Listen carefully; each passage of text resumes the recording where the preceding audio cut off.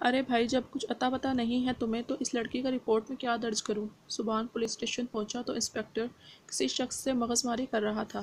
کیا مسئلہ ہے ان کا جواد؟ سبحان نے انسپکٹر کو مخاطب کرتے ہوئے کہا۔ سر، میں آپ کو خود بتاتا ہوں۔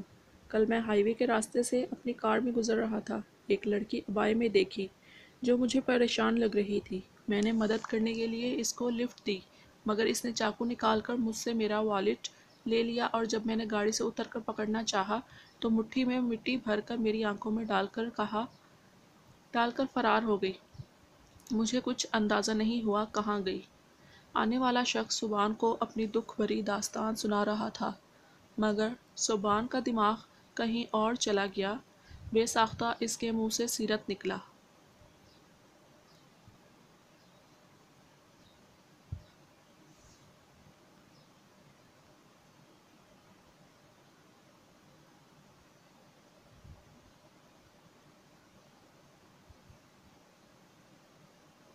جی سر، کیا کہا آپ نے؟ سیرت نہیں، معصومہ نام تھا اس کا۔ اس نے مجھے خود اپنا نام بتایا۔ نام اس کی شکل سے میل کھاتا تھا، جبکہ وہ خود چورنی تھی، سالی۔ اس شخص نے آخری جملہ غصے میں کہا۔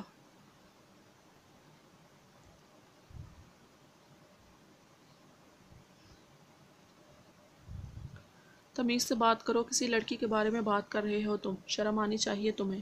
سبحان نے ماتھے پر شکنیں ڈالتے ہوئے اس کو جھڑکا۔ ارے سر، اس نے مجھے پورا لوٹ لیا، شکر ہے کہ یہ تن پر یہ کپڑے چھوڑ گئی، اور آپ کہہ رہے ہیں تمیز سے بات کروں؟ اس شخص کو مزید غصہ آنے لگا۔ حلیہ بتاؤ اس کا کیسا تھا؟ قد، رنگ وغیرہ؟ سبحان نے جواد سے سب نوٹ کرنے کے لیے کہا، جبکہ وہ خود غور سے اس شخص کی بات سننے لگا۔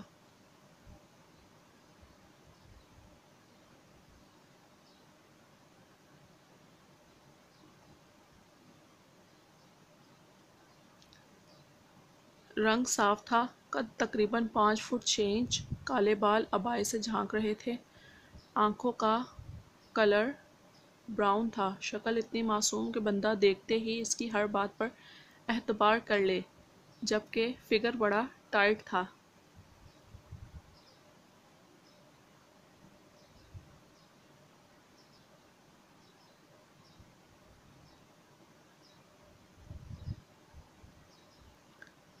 سبحان نے دوبارہ ناگوار نظر اس شخص پر ڈالی تو وہ چپ ہو گیا۔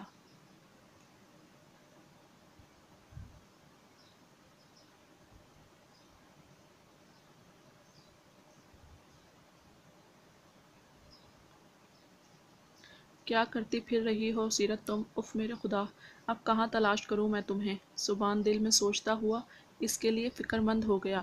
آج کاشان کو فرسٹ سیلری ملی تھی، تو وہ سبحان کے ساتھ ساتھ بہروز، یسریٰ اور رنم کے لیے بھی اپنی سیلری سے کچھ گفٹ لینے کا ارادہ رکھتا تھا۔ اسی چکر میں وہ اس وقت شاپنگ مال کے چکر کاٹ رہا تھا۔ ایک شاپ پر کاشان کی نظر ایک ڈیکوریشن پیس پر پڑی، جس میں انڈے کے شیپ کے ایک پرل کے اندر خوبصورت سی ڈال بیٹھی ہوئی تھی۔ اسے یہ گفٹ رنم کے لیے پسند آیا۔ وہ خود بھی تو ڈال جیسی تھی۔ ڈیکوریشن پیس کو دیکھ کر کاشان نے مسکرا کر سوچا۔ ابھی وہ ڈیکوریشن پیس دیکھ ہی رہا تھا، تب اسے کچھ محسوس ہوا۔ کاشان نے اچانک پیچھے مڑ کر اس لڑکی کا ہاتھ پکڑا، جس کا ہاتھ اس کی بیگ کی پاکٹ کی طرف بڑھتا ہوا اس نے محسوس کر لیا تھا۔ لڑکی کاشان کے ہاتھ پکڑنے پر ڈری، مگر دوسرے ہی لمحے وہ اس کو پہچان گئی۔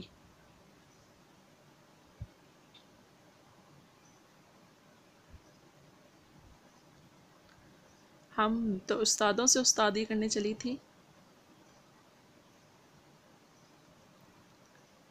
پہچان تو اسے کاشان بھی گیا تھا، تبھی مسکراہٹ چہرے پر سجائے اس کے گھبرائے ہوئے چہرے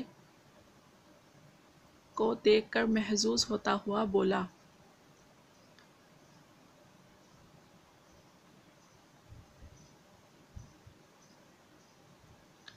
دماغ خراب نہیں ہو گیا تمہارا؟ میں بھلا کیوں استادی کرنے لگی؟ ویسے جیل سے کب چھوٹے تم؟ سیرت بچپن کی طرح ناک چڑھاتے ہوئے بولی، جیسے وہ اتنے سالوں بعد نہیں بلکہ روز ہی ملتا رہا ہو۔ استادی کرتی بھی تو کوئی فائدہ نہیں ہوتا۔ پیسے کریڈٹ کارڈ میں والیٹ میں نہیں رکھتا ہوں، اور یہ والیٹ تو رکھا ہی میں نے چوروں کو دھوکہ دینے کے لیے ہے۔ اتنے سال بعد وہ ملا تو اس کو شرمندہ کر رہا تھا۔ सीरत का दिल चाहा मुक्का मारकर इसका मुंह तोड़ दे और इसकी बत्तीसी बाहर निकाल दे। वो दोनों भाई इस लायक ही नहीं थे कि इनसे अच्छे तरीके से बात की जाए, इसलिए दांत पीसती हुई वहाँ से जाने लगी। ओ हेलो, ऐसे कैसे जा रही हो? एड्रेस या फ़ोन नंबर तो देती जाओ। काशान ने इसको जाता देखा तो इसके साथ चलते हुए बोला। सीरत वहीं रुक गई और इसकी तरफ रुख किया।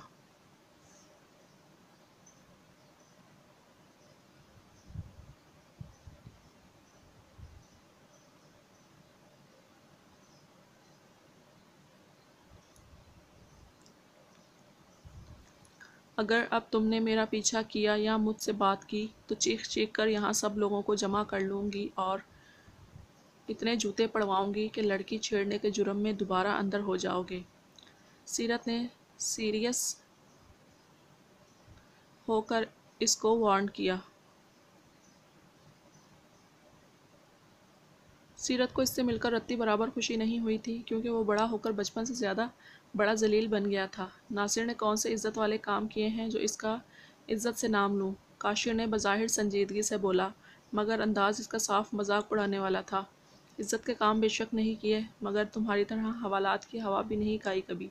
सेब खा लिया ना, चलो निकलो मेरे फ्लैट से फटाफट।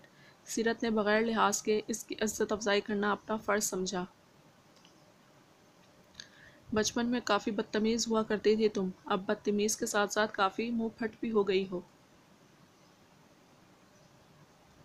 अफसोस हो रहा है मुझे सौबी की किस्मत पर, काशान ने मसनूई अंदाज में अफसोस करते हुए कहा।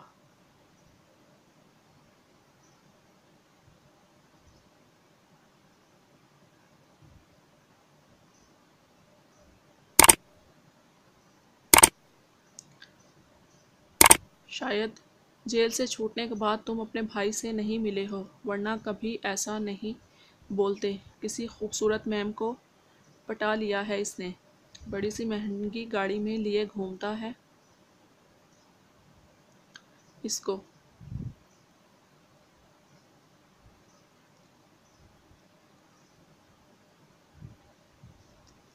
एक माह पहले वाला मंजर सीरत की आंखों के सामने लहराया तो वो कलस कर बोलने लगी।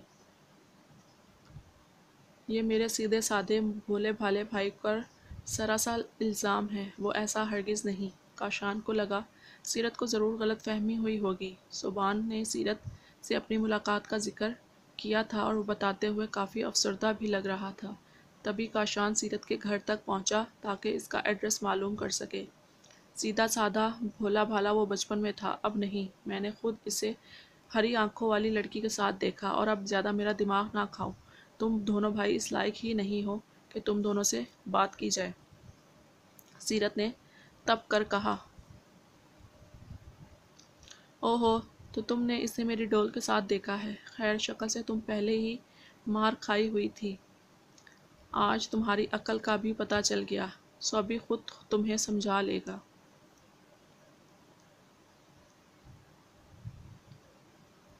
काशान बोलता हुआ दूसरा सेब उठाकर घर से बाहर निकल गया।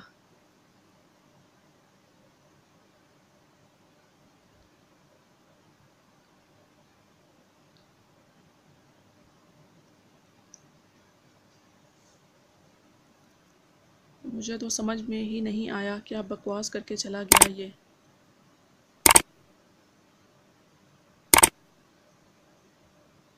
सीरत ने कहते हुए दरवाज़ा बंद किया।